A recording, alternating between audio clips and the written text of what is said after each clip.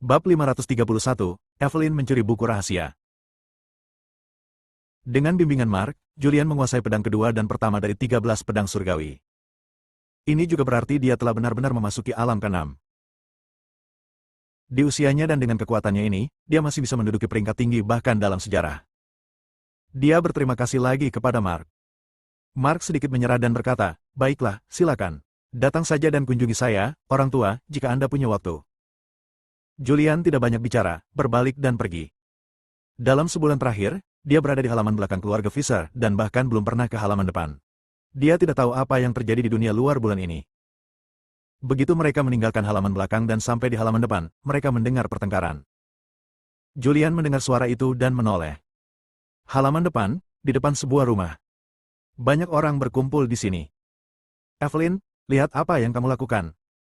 Abaikan aturan keluarga dan hina hukum keluarga. Saya sangat dimanjakan oleh pemimpin klan. Saya bahkan melakukan hal-hal seperti mencuri buku rahasia." Banyak orang yang mengkritik.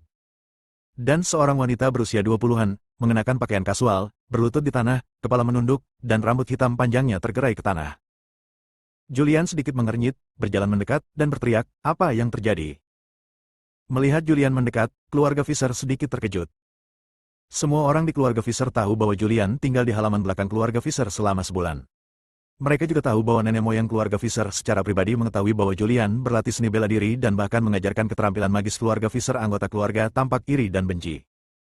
Mengapa? Mereka adalah murid inti keluarga Fisher, dan mereka tidak diperlakukan seperti ini. Kini seorang keturunan pengkhianat keluarga telah mendapat bimbingan dari leluhur keluarga. Dan kini ada kabar bahwa Roger ingin melatih Julian menjadi calon kepala keluarga. "Julian, ini masalah keluarga Fisher. Kamu, orang luar, tidak boleh terlibat." Suara tidak ramah terdengar. Julian mendengar suara itu dan melihat sekeliling. Orang yang berbicara tidak lain adalah Owen. Anak ini telah menyebabkan banyak masalah baginya. Mereka bahkan menangkap Sarah, menyayat wajahnya beberapa kali, dan memaksanya mengeluarkan kotak dari makam kuno Raja Lanling. "Jangan mengira kakek melindungimu. Kamu sekarang adalah anggota keluarga Fisher. Keluargamu telah lama diusir dari keluarga oleh nenek moyang kita." Owen tidak memberikan wajah apapun kepada Julian pintu dan berkata dengan dingin, "Keluar dari sini." Adapun generasi tua dari keluarga Fisher, tidak ada dari mereka yang berbicara, dan ekspresi mereka juga tidak terlalu bagus. Bahkan ada beberapa ekspresi kebencian. Julian melihat sekeliling. Dia juga bisa menebak secara kasar bahwa orang-orang yang memusuhi dia pasti adalah kerabat mereka yang kakeknya membunuh mereka 30 tahun yang lalu. Mengabaikan keluarga Fisher, melihat Evelyn yang sedang berlutut di tanah dengan kepala menunduk, dia bertanya, "Evelyn, apa yang terjadi?" Sebelum Evelyn dapat berbicara, seorang lelaki tua berdiri. Dia meletakkan tangannya di belakang punggungnya, menatap ke arah Julian, dan berkata dengan tenang, "Evelyn mengabaikan aturan keluarga, masuk ke perpustakaan, dan mencuri buku rahasia keluarga Fisher. Salah satunya tertangkap basah sedang beraksi." Julian melirik orang tua itu. Penampilan lelaki tua itu agak mirip dengan Roger. Orang ini seharusnya adalah kakak laki-laki atau perempuan Roger, bagaimanapun juga, dia juga kakeknya. Tanpa mimpi, benarkah? Apakah ini masih salah? Owen meraih Evelyn dari tanah, mengambil buku rahasia tulisan tangan dari tangannya, lalu melemparkan Evelyn ke tanah dan berkata dengan suara dingin, "Akui dan dapatkan." Dan Evelyn berlutut di tanah lagi, menundukkan kepala, tidak membela diri. "Apa yang terjadi?" Julian sedikit mengernyit. "Seketika aku teringat sesuatu. Mungkinkah ini rencana Roger untuk mencari kesempatan mengusir Evelyn dari keluarga?" Memikirkan hal ini, dia berkata, "Meski begitu, tidak perlu berlutut sebagai hukuman."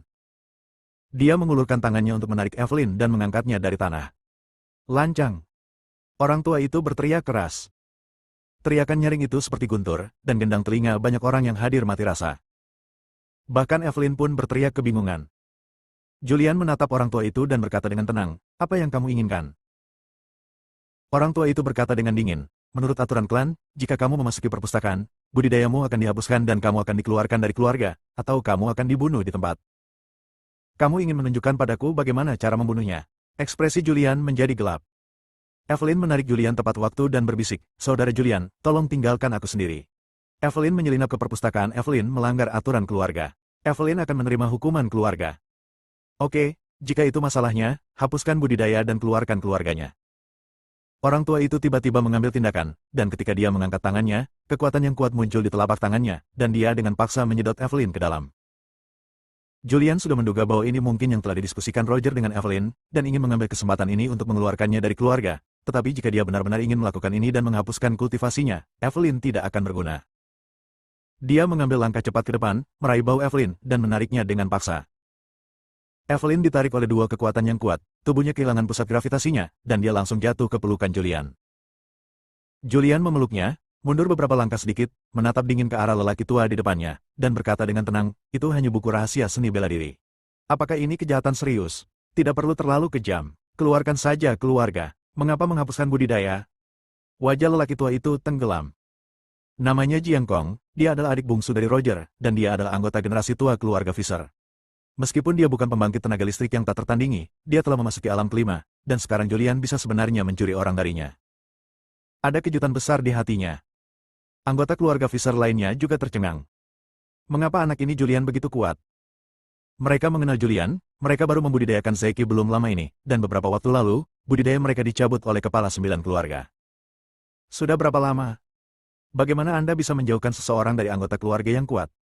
Nak, apakah kamu ingin mengurus pekerjaan rumah keluarga Fisher?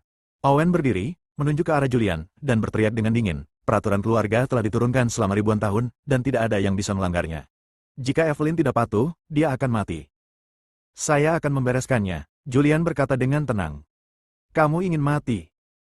Owen langsung mengeluarkan pistol, mengarahkannya ke Julian, dan berkata dengan nada memerintah, setelah kamu menjadi orang berdosa, kamu masih ingin mengurus pekerjaan rumah keluarga Fisher. Berlututlah. Ketika tetua lain dari keluarga Fisher melihat pemandangan ini, mereka tidak menghentikannya. Dia menyetujui pendekatan Owen. Saudara Julian, lupakan saja, Evelyn bersalah. Julian memeluknya, memandang Owen, memandang semua orang di keluarga Fisher, dan berkata dengan tenang, mulai hari ini, Evelyn bukan lagi anggota keluarga Fisher. Anda tidak berhak mengganggu hidup atau matinya. Setelah mengatakan itu, dia membawa Evelyn dan pergi. Lancang. Owen langsung menembak. Julian bahkan tidak berbalik, dia mengangkat tangannya dan dengan mudah menangkap peluru itu dengan jarinya. Buang saja.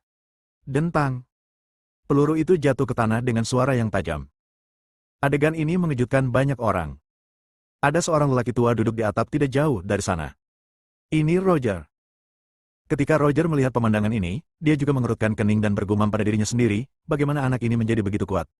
Dia benar-benar menyembunyikannya dalam-dalam. Mungkinkah dia telah memahami gambaran hidup di Gunung Huayu? Sebelumnya, Roger hanya melihat Julian berlatih 13 pedang surgawi tingkat pertama, dan kemudian dia pergi mundur. Pada saat ini, penampilan kekuatan Julian sangat mengejutkannya. Apakah menurutmu keluarga Fisherku adalah tempat di mana aku bisa datang kapanpun aku mau dan pergi kapanpun aku mau? Setelah dia menggumamkan sesuatu, tubuhnya tiba-tiba melompat dan terbang ke depan. Di saat yang sama, dia mengangkat tangannya dan tiba-tiba menamparkan telapak tangan. Bab 532, hanya yang lemah yang mematuhi hukum. Julian menarik Evelyn dan pergi. Setelah berjalan beberapa meter, teriakan dingin terdengar, dan kemudian dia merasakan kekuatan yang kuat datang ke arahnya. Dia tegang dan merasakan ancaman. Dia tiba-tiba mendorong Evelyn menjauh, berbalik dengan seluruh kekuatannya, dan mengangkat tangannya untuk menyambutnya. Boom! Satukan kedua telapak tangan Anda. Bahkan kekosongan itu membuat ledakan yang tumpul. Akibat mengerikan dari kekuatan tersebut memenuhi udara, mengguncang tubuh murid keluarga Fisher tidak jauh dari sana. Beberapa dari mereka yang belum mengembangkan energi aslinya bahkan jatuh ke tanah, mengeluarkan seteguk darah. Julian hanya merasakan kekuatan yang kuat datang dari telapak tangannya, lengannya mati rasa, dan tubuhnya mundur sedikit selama beberapa meter. Darah di tubuhnya mendidih, dan darah mengalir keluar dari tenggorokannya, tetapi dia menahannya dengan kuat dan menelan darahnya. Roger berdiri kokoh di tanah. Orang tua itu memiliki ekspresi muram di wajahnya dan menatap Julian. Kejutan di hatinya sulit untuk ditenangkan. Dia tidak menyangka Julian menjadi begitu kuat sehingga dia benar-benar bisa mengambil salah satu telapak tangannya. Julian, kamu benar-benar menyembunyikannya cukup dalam. Hah? Julian tersenyum tipis. Roger bertanya, energi sejatimu telah menjadi begitu kuat. Kekuatanmu sudah memasuki alam ke-6, kan? Tidak jauh dari situ, keluarga Fisher sangat terkejut. 6 alam? Mereka semua memandang Julian dengan tidak percaya. Mereka tidak pernah menyangka bahwa Julian telah memasuki alam ke-6. Julian tersenyum tipis dan tidak menyangkalnya. Sebaliknya, dia mengubah topik pembicaraan dan bertanya, bolehkah saya membawa Evelyn pergi? Roger meletakkan tangannya di belakang punggungnya dan berkata, tentu saja, tapi selama dia mengambil satu langkah keluar dari gerbang keluarga Fisher, dia tidak akan lagi menjadi anggota keluarga Fisher. Julian tidak banyak bicara, berbalik dan pergi. Dia mendatangi Evelyn dan menariknya, ayo pergi. Evelyn tidak ragu-ragu dan mengikuti Julian dan meninggalkan kompleks keluarga Fisher. Setelah berjalan keluar, wajah Julian menjadi pucat dan dia tidak bisa menahan untuk tidak memuntahkan seteguk darah. Saudara Julian. Evelyn terkejut dan segera mengambil tisu dan menyeka darah dari sudut mulut Julian. Sangat kuat. Wajah Julian menjadi pucat dan dia berkata dengan lemah, saya tidak menyangka Roger menjadi begitu kuat. Dengan pukulan biasa, dia bisa membuat darah saya mendidih. Evelyn mendukung Julian dan bertanya, apakah ini baik-baik saja? Julian berhenti sebentar dan berkata, ini tidak serius, hanya cedera ringan. Sesuaikan saja pernapasanmu dan semuanya akan baik-baik saja. Kamu terlalu ceroboh, bagaimana kamu bisa memperlihatkan kekuatanmu? Wajah cantik Evelyn juga memiliki ekspresi serius. Tidak masalah. Julian berkata, saya tidak tahu berapa banyak orang dan berapa banyak kekuatan di dunia yang ingin membunuh saya. Saya telah menahan diri begitu lama. Sekarang saya berencana untuk mengambil tindakan terhadap Tuan Gao. Tidak perlu tahan, aku ingin melihat siapa yang akan melakukannya padaku. Ambil tindakan, jika kamu berani menyerangku, aku akan menjagamu satu persatu, dan... Julian berhenti dan berkata, saya tidak mempercayai Roger. Saya harus membuatnya waspada terhadap saya. Hanya jika dia waspada terhadap saya, barulah dia akan mengambil tindakan. Mungkin dia akan menyingkirkan saya. Segera setelah dia mengambil tindakan, dia akan ketahuan. Roger sangat baik padanya dan merawatnya dengan baik. Namun semakin sering hal ini terjadi, semakin Julian merasa ada yang tidak beres dengan Roger. Roger berpura-pura sangat baik sehingga dia tidak dapat melihat masalah apapun, tetapi intuisinya mengatakan kepadanya bahwa ada yang salah dengan Roger. Mendengar ini, Evelyn terdiam. Ayo pergi. Julian berbalik dan pergi. Evelyn mengikuti di belakangnya. Setelah kedua orang itu pergi, Roger keluar dari kompleks keluarga Fisher dan berdiri di depan pintu, memperhatikan kedua orang itu berjalan pergi. Wajah lamanya berangsur-angsur menjadi serius, dan dia bergumam pelan, anak ini, bagaimana energi sejatimu menjadi begitu kuat? Bahkan jika kamu membuka rendu kedua meridian dan 8 meridian luar biasa, mustahil untuk memiliki ki yang kuat dalam keadaan waktu yang singkat. Apakah kamu begitu marah? Roger bingung. Dia benar-benar tidak mengerti. Semakin sedikit dia mengerti, dia menjadi semakin cemas, seperti semut di pot, gelisah. Setelah Julian dan Evelyn pergi, Julian menemukan tempat terpencil, duduk bersila di tanah, dan mengaktifkan energi sejatinya untuk menekan kerusuhan energi darah di tubuhnya. Sambil menyembuhkan lukanya, dia bertanya, apakah ada yang terjadi dengan dunia luar bulan ini? Tidak ada hal serius yang terjadi. Hanya saja Taraf menelpon saya berkali-kali dari Jiangzhou, mengatakan bahwa saya tidak tahan lagi dan membutuhkan nasihat Anda. Tetapi Anda telah berlatih di halaman belakang, dan saya tidak mengganggu Anda. Bagaimana situasi di seberang sungai? Sonia bertindak sangat cepat. Dalam sebulan, dia meluncurkan banyak obat baru dan dengan cepat merebut pasar farmasi dalam negeri. Dia juga menandatangani kontrak dengan rumah sakit di seluruh negeri dan menjadi pemasok obat untuk rumah sakit besar. Keselamatan selalu menjadi bagiannya. Tampaknya setengahnya mati, kecuali merayu beberapa keluarga kecil dan usaha kecil, tidak ada pergerakan. Evelyn menjelaskan secara singkat situasi di Jiangzhou. Tidak sedang terburu-buru. Julian tampak tenang dan berkata, kami berencana menyerang Tuan Gao sekarang. Untuk menyerang Tuan Gao, pertama-tama kita harus menyingkirkan tangan kanannya. Yang pertama menyerang adalah Sonia. Benar. Evelyn memimpikannya sesuatu dan berkata, saat kamu berlatih 13 pedang surga, Melanie bertunangan dengan orang lain, tapi... Mendengar ini, Julian menatap Evelyn dan bertanya, tapi apa? Evelyn berkata, saya ingin menanyakan pendapat Anda, tetapi Anda sedang berlatih seni bela diri, jadi saya tidak mengganggu Anda, jadi saya membuat keputusan sendiri dan merusak upacara pertunangannya. Ah! Julian tercengang. Evelyn membelai rambutnya dan tersenyum tipis. Meskipun kamu dan Sarah telah berdamai seperti sebelumnya, aku khawatir kamu akan menyesalinya di masa depan.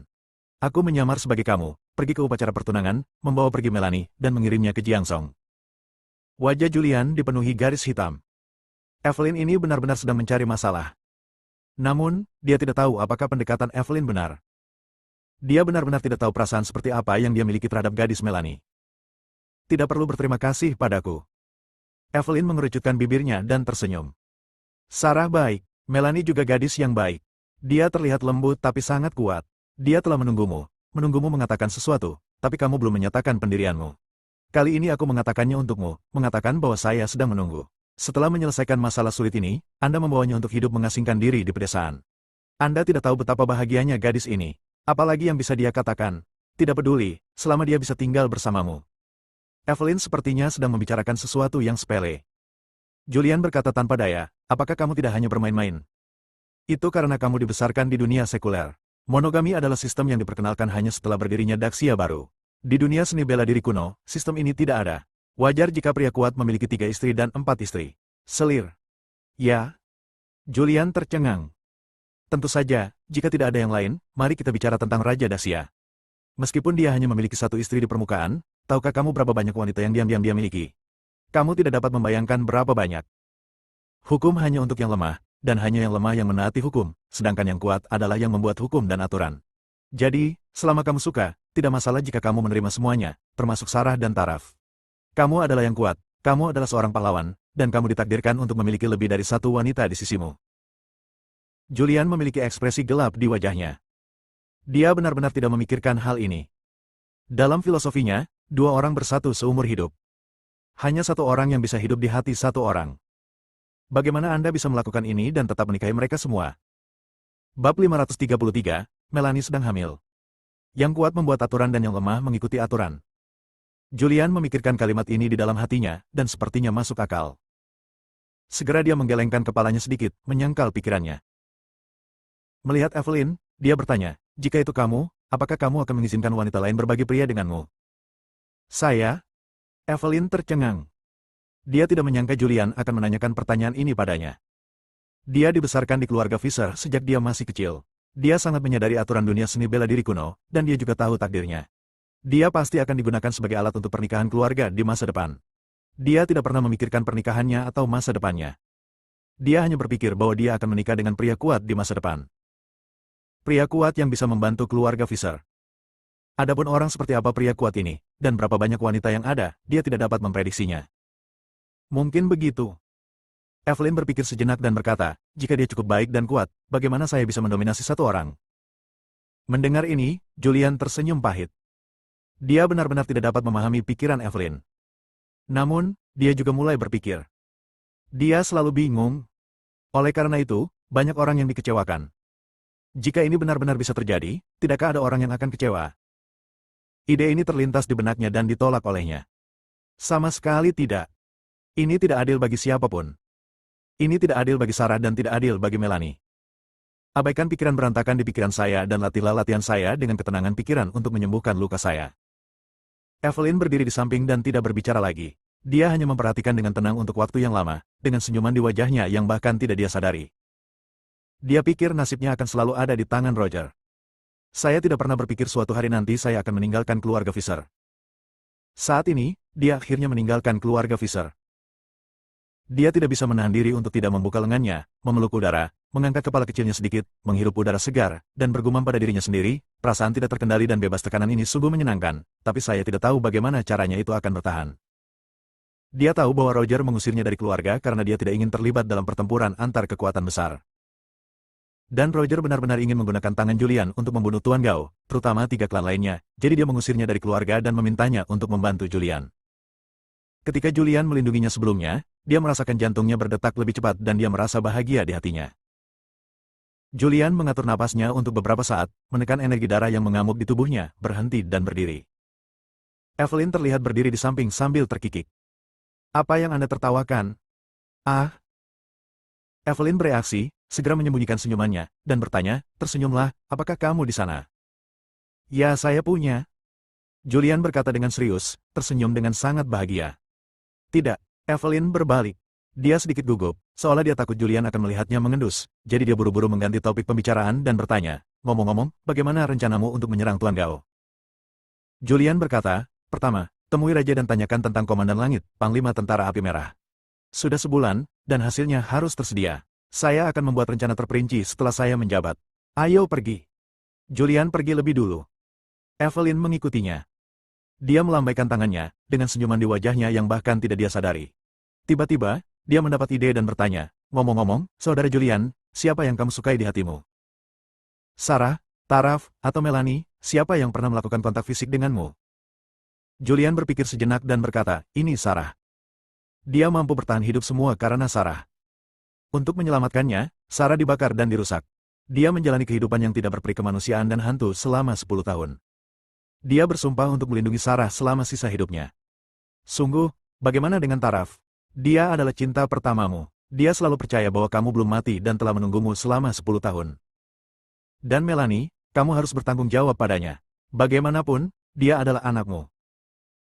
Mendengar ini, Julian langsung berhenti, berbalik dan menatap Evelyn, dengan ekspresi terkejut di wajahnya. Kamu, apa yang kamu katakan?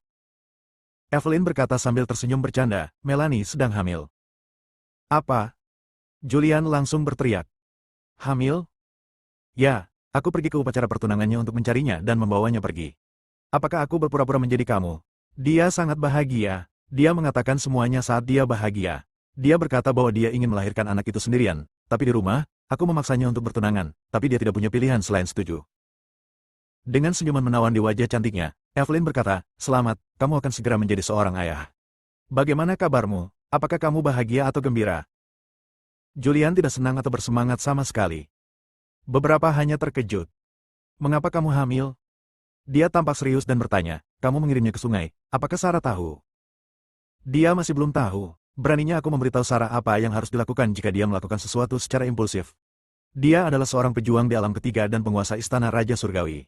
Melanie hanyalah orang biasa. Setelah mengatakan itu, dia menepuk bahu Julian dan berkata sambil tersenyum, jangan khawatir, hal terburuk adalah menyembunyikannya dari Sarah dan membelikan Melanie sebuah villa sehingga dia bisa melahirkan anak dengan pikiran damai. Evelyn, aku sangat ingin mengucapkan terima kasih kali ini. Kalau bukan karena kamu, Melanie pasti akan bertunangan dengan orang lain, jadi aku tidak akan tahu dia sedang mengandung anakku. Julian tampak bersyukur. Meskipun dia tidak tahu bagaimana mengatasi masalah ini, Evelyn membantunya. Sudah kubilang, tidak perlu berterima kasih padaku. Evelyn mengatupkan bibirnya dan terkekeh, meletakkan tangannya di belakang punggung, bersiul, dan berjalan ke depan. Julian berpikir sejenak dan mengejarnya. Saya pikir sebaiknya saya kembali ke Jiangzhou dan melihat-lihat dulu. Kamu hanya perlu mengambil keputusan. Bagaimanapun, aku telah dikeluarkan dari keluarga Fisher sekarang. Kemanapun kamu pergi, aku akan mengikutimu. Aku akan melakukan apapun yang kamu suruh. Evelyn tampak dalam suasana hati yang baik setelah meninggalkan keluarga Fisher, dengan senyuman manis akhirnya tersungging di bibirnya. Baiklah, jangan mencari raja sekarang. Ayo pergi ke sungai dulu. Kehamilan Melanie memang di luar dugaan Julian. Kalau dihitung-hitung, sudah hampir lebih dari 3 bulan. Bagaimana bisa gadis ini menyembunyikan hal sebesar itu darinya? Julian tidak repot-repot memesan penerbangan dan langsung pergi ke wilayah militer, berencana untuk naik pesawat khusus wilayah militer ke Jiangzhou. Begitu saya sampai di kawasan militer dan sebelum saya memasuki gerbang kawasan militer, bayangan saya muncul. Shadow berjalan mendekat dengan senyuman di wajahnya dan berkata, Julian, setelah banyak pertemuan dan pemungutan suara, Dewan Perwakilan Rakyat telah memutuskan untuk menunjuk Anda sebagai Panglima Tentara Api Merah dan juga Panglima Kepala Tentara Naga Hitam. Apa yang ingin kamu lakukan selanjutnya? Silakan saja, tetapi jika terjadi sesuatu, kamu harus menghadapinya sendiri. Tahu. Julian mengangguk. Dengan gelar Panglima Tentara Api Merah, dia bisa menegakkan hukum secara nasional. Lakukan secepat mungkin. Ada juga sedikit kesungguhan dalam ekspresi Shadow, penunjukan sebagai langit ini telah dibahas sejak lama, dan banyak orang yang menentangnya. Demi malam yang panjang dan mimpi yang panjang, jangan tunda lagi. Anda harus memotong selesaikan kekacauan ini dengan cepat dan tangani Tuan Gao sesegera mungkin. Saya akan melakukannya secepat mungkin. Apakah kamu akan kembali ke sungai? Shadow melirik Julian lagi. Ya, ada yang harus kulakukan saat aku kembali sementara. Shadow mengingatkan, bawalah pedang hukuman. Tanpa pedang hukuman, jika Anda membunuh seseorang tanpa izin, Anda melanggar hukum. Sebagai penegak hukum, Anda tidak dapat mengetahui hukum dan melanggarnya. Bab 534, Tindakan dari Kedua Sisi. Setelah diingatkan, Shadow pergi. Evelyn tetap diam sampai bayangan itu pergi, lalu bertanya, apakah kamu ingin kembali ke Jiangzhou sekarang? Pergi. Julian mengangguk. Melanie sedang hamil, jadi dia harus kembali untuk memastikannya. Kalau tidak, dia tidak akan merasa nyaman. Evelyn meringkuk dan berkata, saya pikir cinta antara anak-anak itu kecil, dan urusan nasional adalah nyata. Bayangan itu mengatakan bahwa kita perlu memotong simpul dengan pisau tajam, dan kita tidak bisa memberi kesempatan pada Tuan Gao. Bernapas. Mendengar ini, Julian mengerutkan kening dan bertanya, apakah kita akan menyerang Tuan Gao secara langsung?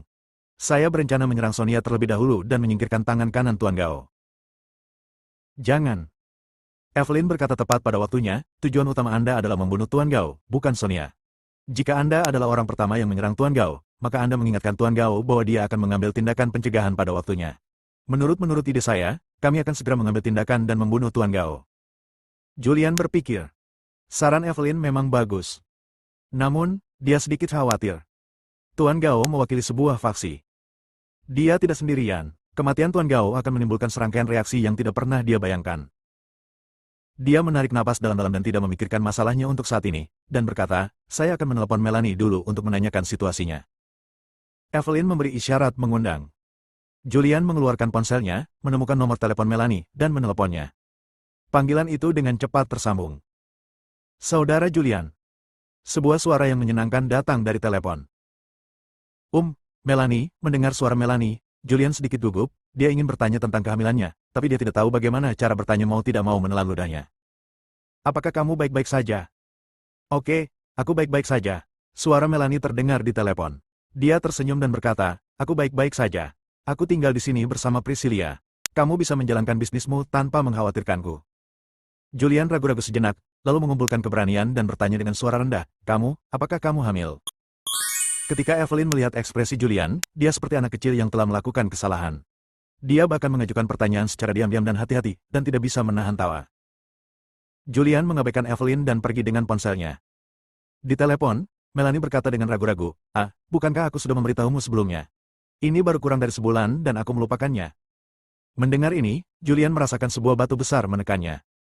Itu sangat berat sehingga dia sepertinya tidak bisa bernapas. Tidak apa-apa. Kamu, harap berhati-hati. Julian buru-buru mengingatkannya dan segera menutup telepon. Di tengah sungai, Villa Priscilia. Melanie berdiri di depan pintu villa, mendengarkan suara bip dari telepon, dengan sedikit rasa bersalah di wajahnya yang cantik, dan berbisik pelan, Jiang, saudara Julian, aku tidak ingin berbohong padamu, tapi, Suster Evelyn berkata. Dia bergumam sambil mendesah pelan. Dia sudah bersiap untuk bertunangan dengan seseorang yang diatur oleh keluarganya. Namun, pada upacara pertunangan, Evelyn muncul dan mengatakan sesuatu kepadanya, mengatakan bahwa kebahagiaan adalah sesuatu yang Anda perjuangkan. Evelyn dengan paksa membawanya pergi dan memberinya perhatian. Katakan padanya jika Julian menelepon, beritahu Julian bahwa dia hamil. Dia menundukkan kepalanya dan masuk ke villa. Sebelum memasuki pintu, Sarah keluar. Sarah melirik Melanie, mengerutkan kening dan bertanya, Melanie, apa yang kamu lakukan? Menyelinap. Melanie mendongak dan melihat Sarah. Dia tiba-tiba panik dan berkata dengan tergesa-gesa, tidak ada kelicikan. Sarah menyilangkan tangannya dan menatap Melanie, dengan ekspresi arogansi di wajahnya yang cantik, dan berkata dengan dingin, Melanie, jangan berpikir bahwa suamiku akan menyukaimu hanya karena kamu telah tidur denganku. Suamiku adalah seorang pahlawan. Jatuh cinta dengan wanita sembarangan adalah hal yang wajar. Tidak, bukannya aku ingin mengganggu saudara Julian, tapi dia yang memintaku datang ke Jiangsong. Melanie menunduk dan berbisik. Sarah mendengus dingin, berbalik dan pergi. Namun Melanie memegang ponselnya erat-erat dan masuk dengan kepala menunduk. Begitu dia memasuki ruangan, Priscilia menariknya dan bertanya dengan suara rendah, mengapa, Sarah mempersulitmu lagi? Melanie menggelengkan kepalanya sedikit dan berkata, tidak, kamu tidak membuatku malu, Priscilia, bukankah aku harus kembali? Tidak, menurutku kamu harus kembali. Priscilia berkata dengan serius, Julian dan Sarah sudah bercerai. Kamu berhak mengejar kebahagiaanmu sendiri. Jangan takut, kebahagiaan dikejar, bukan ditunggu, Anda harus mengambil inisiatif. Tetapi, bukan apa-apa, ngomong-ngomong, apa benar kamu hamil? Priscilia memandang perut Melanie dengan bingung. Setelah datang ke Jiangsong, Melanie diam-diam memberitahu Priscilia dan bahkan menunjukkan laporan diagnosisnya. Namun, saat Priscilia melihat perut Melanie, tidak ada tanda-tanda kehamilan. Kalau dihitung-hitung, sudah hampir 3 bulan, dan perutnya tidak terlihat sama sekali. Priscilia sedikit mengangguk. Julian benar-benar tahu? Melanie mengangguk lagi. Apakah Sarah tahu? Melanie menggelengkan kepalanya dan berkata, dia belum tahu. Aku akan berjalan di halaman. Harap berhati-hati dan jangan melakukan apapun. Melanie menunduk dan masuk ke villa. Kyoto. Setelah Julian menelepon untuk mengonfirmasi, dia mulai terjerat lagi. Dia dan Sarah akhirnya meredakan hubungan mereka dan menjalin hubungan dengan Sarah. Dia telah memutuskan untuk memperlakukan Sarah dengan baik, tetapi sekarang Melanie sedang mengandung anaknya, dia mulai berjuang. Jika ini tidak bertanggung jawab, apakah dia masih manusia? Jika ini yang bertanggung jawab, lalu bagaimana dengan pihak Sarah? Saudara Julian, ada apa? Evelyn berjalan mendekat dan melihat ekspresi sedih di wajahnya dan bertanya, apa yang kamu pikirkan, dengan wajah sedih? Julian melirik Evelyn dan bertanya, Melanie benar-benar hamil. Menurutmu apa yang harus saya lakukan? Saya tidak tahu itu. Evelyn mengangkat bahu dan berkata, jangan pikirkan ini. Yang paling penting adalah membunuh Tuan Gao sesegera mungkin. Kami akan membuat rencana yang matang. Dan menurut saya, kami harus melakukan keduanya pada saat yang bersamaan. Kedua belah pihak, Julian tercengang. Ya, Anda membunuh Tuan Gao dan pada saat yang sama meminta Sarah untuk memimpin orang-orang kuat dari Istana Raja Surgawi untuk menyerang Sonia. Anda telah menghancurkan lembaga penelitian Kaisar sebelumnya. Sonia pasti sedang meneliti lagi setelah mengambil alih tugas Kaisar. Sebelum mengambil tindakan, Anda harus mencari tahu di mana lembaga penelitian itu berada dan menghancurkannya saat mengambil tindakan. Aku belum memberitahumu hal ini, bagaimana kamu bisa tahu? Evelyn mengatupkan bibirnya dan tersenyum, tentu saja saya memiliki saluran sendiri untuk memahami hal ini. Anda benar mendengarkan saya. Anda tidak hanya akan membunuh Tuan Gao kali ini, tetapi Anda bahkan akan membunuh semua orang di bawah pimpinan spanduk Tuan Gao. Hanya saja, Evelyn juga memasang ekspresi serius di wajahnya. Seperti yang Anda katakan, membunuh Tuan Gao akan menimbulkan serangkaian reaksi. Saya tidak tahu berapa banyak orang yang akan muncul nanti, tapi yang pasti adalah keturunan Sekte Gu dan faksi Yan Janner akan menanggung akibatnya. Tetapi, dia melirik Julian. Sekarang kamu bukan lagi Julian yang sama seperti dulu. Kamu sekarang cukup kuat untuk berdiri sendiri. Masalah-masalah ini seharusnya tidak menyusahkanmu. Aku juga menantikan kenyataan bahwa kamu dapat menyelesaikan semuanya dan kemudian pergi mengasingkan diri dengan beberapa teman. Seorang wanita tinggal dalam pengasingan di pedesaan dan menjalani kehidupan seperti peri, bukankah menurutmu itu indah? Dia memandang Julian sambil tersenyum, dua lesung pipit kecil muncul di wajahnya yang cantik. Senyuman ini begitu manis hingga menyentuh hati orang. Bab 535, Analisis. Julian melirik Evelyn. Entah kenapa, dia merasa Evelyn telah berubah. Ketika dia pernah berhubungan dengan Evelyn sebelumnya, meskipun Evelyn belum terlalu tua, dia memiliki sikap yang dewasa, mantap dan tenang, tetapi sekarang dia sedikit nakal seperti gadis kecil. Ayo pergi, cari tempat tinggal sementara dulu, lalu buat rencana detailnya. Julian berbalik dan pergi. Pada saat yang sama, di tengah sungai, Villa Sonia. Di atas sofa, seorang pria muda dan tampan menyilangkan kaki dan memandang ke arah Sonia di seberangnya, yang sedang memegang buku militer di tangannya dan melihatnya dengan penuh perhatian. Dengan sedikit ketidakpuasan di wajahnya, dia berkata dengan ringan, "Sonia, saya datang ke Jiangzhou. Sudah lebih dari sebulan, kapan Anda akan melakukan apa yang Anda janjikan kepada saya?" Sonia meletakkan buku di tangannya, meliriknya, dan mengerutkan kening, "Bukankah aku sudah memberimu uang? Di kota yang ramai ini, kamu tidak bisa menjemput wanita manapun yang punya uang. Jika kamu tidak bisa memilih bangun seorang wanita, itu berarti kamu tidak punya cukup uang. Jadi, aku akan memberimu puluhan juta lagi, dan kamu bisa membelanjakannya terlebih dahulu." Andreas menunjukkan ketidakpuasan di wajahnya. Dia dilahirkan untuk bermain. Yang kedua adalah bersaing dengan Julian dalam keterampilan medisnya. Tapi itu sudah lama sekali, dan dia bahkan belum pernah bertemu wanita yang baik. Dan dia bahkan tidak melihat Julian. Sonia berdiri dan berkata, "Itu saja. Ada hal lain yang harus kulakukan, jadi aku tidak akan menemanimu. Ngomong-ngomong, aku akan merekomendasikan tempat yang bagus untukmu. Pergi ke garasi untuk mengendarai mobil mewah dan pergi di sekitar kota universitas. Seharusnya ada keuntungan." Setelah Sonia selesai berbicara, dia pergi. Begitu dia keluar dari pintu villa, seorang pria muda muncul di depannya. Pria itu mengenakan jas hitam dan topi berparu bebek. Dia menundukkan kepalanya dan berbisik, "Nona Gao, ada kabar dari Kyoto." Sonia bertanya, "Berita apa?" "Pagi ini, berita datang dari keluarga Fisher bahwa Evelyn diusir dari keluarga Fisher. Tampaknya Evelyn memiliki motif egois dan pergi ke perpustakaan untuk mencuri buku-buku rahasia. Dia tertangkap basah, dan Jiang keluarga sangat marah. Julian menghentikannya dari menghapuskan kultivasinya, dan sekarang Julian meninggalkan keluarga Fisher bersama Evelyn." "Oh." Mendengar informasi ini, Sonia memasang ekspresi serius di wajahnya yang kekanak-kanakan, dan bergumam pelan, "Julian tidak muncul bulan ini, dan Raja juga mengadakan banyak pertemuan untuk membahas urusan Kaisar. Pembahasannya baru saja. Sekali hasilnya keluar, Evelyn akan dikeluarkan dari keluarga." Sonia merasa segalanya tidak sesederhana itu. Ada pemikiran di wajahnya, dan dia segera memikirkan sesuatu. Wajahnya sedikit berubah, dan dia pergi dengan cepat. Dia langsung pergi ke bandara dan membeli tiket untuk kembali ke Beijing. Saat ini, Julian telah tiba di Istana Kaisar di Kyoto. Sejak kematian Kaisar, tempat ini telah kosong. Sekarang dia telah menjadi Panglima Tentara Api Merah dan Panglima Surga, tempat ini secara alami menjadi tempat tinggalnya di Kyoto. Istana Kaisar, ruang tamu. Julian duduk di sofa. Dan Evelyn juga memberinya nasihat. Setelah kejadian terakhir kali, Sonia pasti tidak akan membuka lembaga penelitian di dalam negeri. Pasti di luar negeri. Tapi dia pasti tidak akan membukanya terlalu jauh. Seharusnya di negara tetangga Daxia. Jika mau mencabutnya, Anda perlu melakukannya sesegera mungkin. Cari tahu di mana lembaga penelitian itu berada dan berapa banyak lembaga penelitian yang telah dibuka. Julian merokok, mengibaskan abunya, mengangguk sedikit dan berkata, "Saya akan mengirim seseorang untuk menyelidiki masalah ini. Sesegera mungkin." Evelyn mengingatkan, "Meskipun kamu sekarang adalah Raja Naga dari hutan belantara selatan, kamu juga adalah Panglima Tentara Api Merah, yang pertama dari 5 komandan, dan kamu memiliki seorang hubungan baik dengan King Kotake, dan pacar angin hitam dari hutan belantara selatan adalah ayah masih menjadi jenderal yang menjaga Xinjiang Utara lembaga penelitian mereka di luar negeri, jadi Anda tidak perlu melakukan apapun. Anda perlu menggunakan saluran lain untuk menyelidikinya. Evelyn berhenti sejenak dan berkata, Ivan adalah orang yang sangat cocok. Dia adalah Raja Pembunuh dan menciptakan Istana Hitam. Meskipun orang-orang di Istana Hitam adalah orang biasa, mereka ada di seluruh dunia.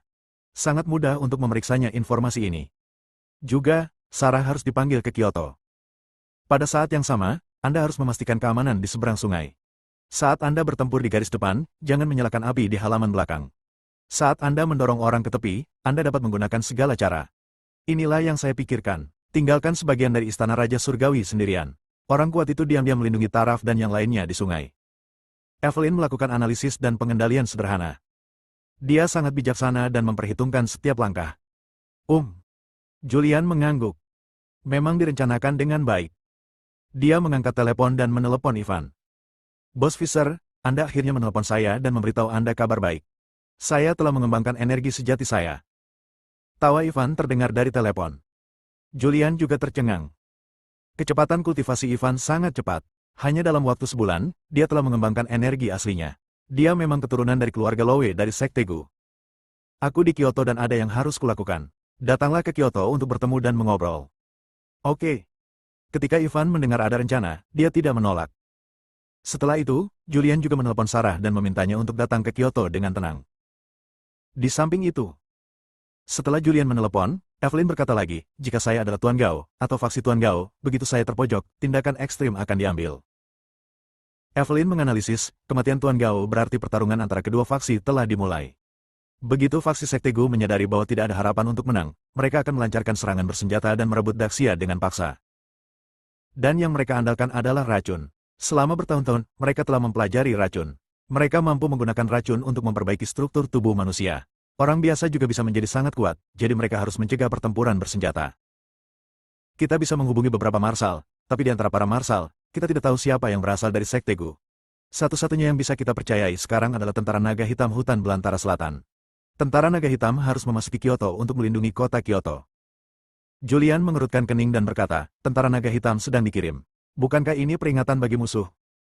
Jangan sekarang, setelah kematian Tuan Gao, Tentara Naga Hitam datang ke Beijing dan bergabung dengan Tentara Api Merah untuk memberitahu faksi lain agar tidak bertindak gegabah. Selama mereka tidak berani bergerak, semuanya akan mudah diselesaikan. Setelah menyelesaikan masalah ini, seharusnya konferensi Tianshan. Kontes terakhir akan diadakan di konferensi tersebut. Siapapun yang bisa menjadi pemimpin aliansi baru akan mampu memimpin para pejuang Gritsia. Posisi pemimpin aliansi tidak boleh diambil alih oleh Sekte Gu. Jika tidak, itu akan gagal. Hos. Julian menarik napas dalam-dalam. Ini sangat sulit. Jauh lebih mudah bertarung di hutan belantara selatan. Julian mengambil sebatang rokok dan menyalakannya lagi. Evelyn meliriknya dan mengingatkan, kurangi merokok, kamu sudah merokok beberapa kali hanya dalam waktu singkat. Julian mengabaikan pengingatnya. 4 suku besar kuno dan pejuang kuno utama belum berpartisipasi dalam urusan politik pemerintahan. Akankah mereka benar-benar terlibat setelah pemimpin aliansi lahir? Ya, Evelyn mengangguk dan berkata, para prajurit kuno tidak mengenali siapapun kecuali pemimpin aliansi. 100 tahun yang lalu, pemimpin aliansi Tianshan berdiri dan bersorak, dan para prajurit kuno dari semua pihak bergabung. Perlawanan. Setelah pemimpin aliansi Tianshan meninggal, semua faksi, setiap klan telah pensiun dari dunia, jadi posisi pemimpin aliansi sangatlah penting. Dan Tuan Gao mengusulkan konferensi Tianshan ketika 4 klan besar akan bertempur di antara mereka sendiri. Mungkin dia sangat yakin dengan posisi pemimpin aliansi dan tidak ingin 4 klan besar mengambil tindakan saat ini dan membuat keputusan. Situasi tidak terkendali. Julian merenung dan bertanya, menurut Anda siapa yang terkuat di dunia saat ini dan siapa yang dapat memenangkan posisi pemimpin aliansi? Evelyn meliriknya dan berkata, bagaimana saya tahu? Itu tergantung pada apakah orang kuat dari alam ke-8 akan muncul. Jika dia tidak muncul, maka pemimpin aliansi harus lahir di antara alam ke-7. Bersambung.